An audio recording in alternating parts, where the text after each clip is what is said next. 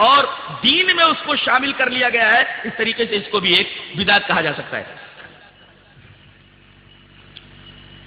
معاملہ عید میلاد النبی کی حیثیت، آئیے اس پر ایک حدیث دیکھ لیتے ہیں۔ حدیث کس طرح؟ ان عبد الرحمن ابن ابی بکرۃ رضی اللہ تعالی ان عبد الرحمن ابن ابی بکرۃ عن ابی عن النبی صلی اللہ علیہ وسلم قال شہران لا ينقصان شہر عید رمضان و ذو الحجۃ، رواہ البخاری فی کتاب الصوم۔ حضرت امام بخاری حدیث پاک کو جہاں روزوں کا بیان ہے اسی طریقے سے لائیں۔ عبد الرحمن ابن ابی بکرہ اپنے باپ سے روایت کرتے ہیں، وہ کہتے ہیں کہ رسول اللہ صلی اللہ علیہ وسلم نے فرمایا 2 مہینے کبھی کم نہیں ہوتے، 2 مہینے کبھی کم نہیں ہوتے۔ اس کا کیا مطلب؟ مطلب یہ ہے کہ اگر 29 کے بھی ہو جائیں تب بھی ثواب 30 ہی کا ملتا ہے۔ مثلا رمضان کا روزہ اگر 29 کو ہو جائے، 30 کا روزہ نہ ہو تو اسے 30 ہی کا ثواب دیا جائے گا۔ 2 مہینے کبھی کم نہیں ہوتے۔ شہران لا ينقصان، 2 مہینے کبھی کم نہیں ہوتے۔ یہ 2 مہینے کون سے ہیں؟ نبی نے اس کی تفسیر فرمائی، شہر عید، عید کے 2 مہینے۔ اب بتائیے عید کے 2 مہینے ہیں تو عیدیں کتنی ہوئی؟ 2 ہی ہوئی نا۔ آپ نے فرمایا 2 مہینے کبھی کم نہیں ہوتے، اور آپ نے 2 مہینوں کی تفسیر فرمائی شہر عید، عید کے 2 مہینے۔ اب عید کے 2 مہینے اگر ہیں تو عیدیں کتنی ہوئی؟ عید کے 2 مہینے تو عیدیں بھی 2 ہی ہوئی، ایک عید الفطر اور ایک عید الاضحیٰ۔ لہذا عید میلاد النبی کہنا یہ صحیح نہیں ہے، اس لیے کہ نبی فرمائے کہ عیدیں میں 2 دے رہا ہوں اللہ کے دینے کی وجہ سے تم کو ہے میری امت۔ اب امت یہ کہے کہ ہمیں 2 نہیں چاہیے، ہمیں 3 چاہیے، ایک ہم بنا لیتے ہیں۔ لہذا یہ تیسری عید جو بنائی ہے اس حدیث کے مخالف ہے اور یہ بدعت ہے۔ اور ایک نقطہ اور بھی، پیر کے دن آپ صلی اللہ علیہ وسلم پیدا ہوئے، کیا اس دن روزہ رکھنا جائز ہے کہ نہیں؟ پیر کے دن کا روزہ رکھنا سنت ہے اور عید کے دن روزہ رکھنا حرام ہے۔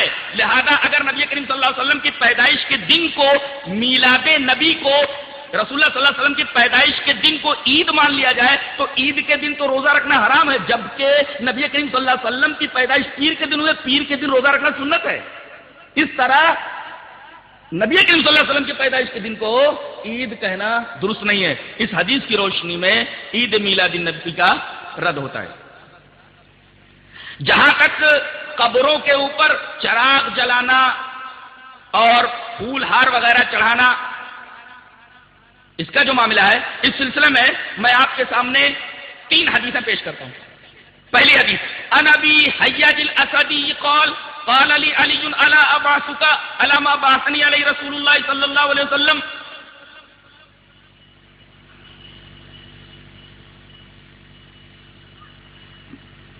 حضرت ابو حیاج اسدی کہتے ہیں کہ ایک دفعہ مجھے حضرت علی نے بلایا اور کہا کہ دیکھو کیا میں تمہیں ایسی مہم کے اوپر نہ بھیج دوں جس پر مجھے نبی کریم صلی اللہ علیہ وسلم نے بھیجا تھا۔ وہ مہم کیا تھی کہ اللہ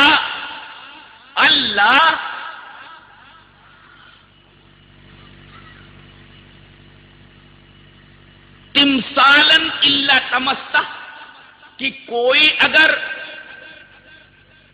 تمثال یا اسٹیچو نظر آئے تو اس کو برابر کر دو، ولا قبرا مشرفا الا سویتہ، اور کوئی اونچی قبر نظر آئے تو اس کو برابر کر دو۔ یہ روایت مسلم شریف کتاب الجنائز کے اندر موجود ہے۔ اب بتائیے اونچی قبر بنانا نبی کریم صلی اللہ علیہ وسلم نے اس سے منع کیا ہے، اور حضرت علی کو باقاعدہ ایک مہم کے اوپر روانہ کیا تھا۔ اس مہم کے اوپر ابو حیاج اسدی کو خود حضرت علی بھیج رہے ہیں کہ کوئی اونچی قبر نظر آئے تو اس کو برابر کر دو۔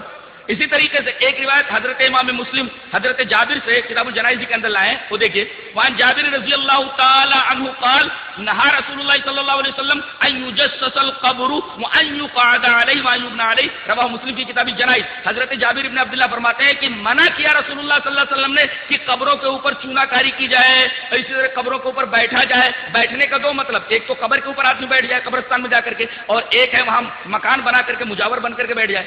تو وان يقعد علیہ، اس پر بیٹھنے سے منع کیا، وان يبنى علیہ، نبی نے منع کیا کہ اس کے اوپر عمارت تعمیر کی جائے۔ لوگوں نے عمارتیں تعمیر کر لی ہیں، باقاعدہ مجاور بن کر کے بیٹھ گئے ہیں۔ اسی طریقے سے اس کے اوپر باقاعدہ ہر سال ہر مہینے کلر ہوتا ہے، جبکہ نبی کریم صلی اللہ علیہ وسلم نے ان تمام چیزوں سے منع فرمایا ہے۔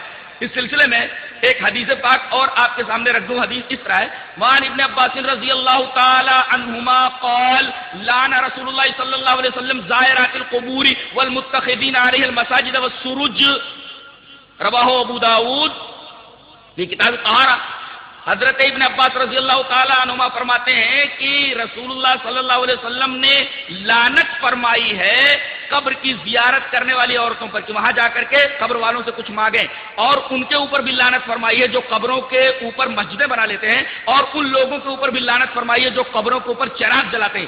یہ روایت امام ابی داؤد کتاب الجنائز کے اندر لائے ہیں. کتاب الجنائز کے اندر یہ روایت موجود ہے, راوی حضرت عبداللہ ابن عباس رضی اللہ تعالیٰ عنہ. اب دیکھیے آپ, قبروں کے اوپر مسجد بنانے والے کے اوپر اللہ کے رسول نے لعنت فرمائی ہے, اسی طریقے سے قبروں کے اوپر چراغ جلانے والے کے اوپر بھی اللہ کے رسول صلی اللہ علیہ وسلم نے لعنت فرمائی ہے. لہذا قبروں کے اوپر چراغا کرنا, پھول ہار چڑھانا, یہ تمام چیزیں ایسی ہیں جن کا کوئی ثبوت اسلام میں نہیں ہے. یہ تمام کی تمام چیزیں بدعت سے تعلق رکھتی ہیں.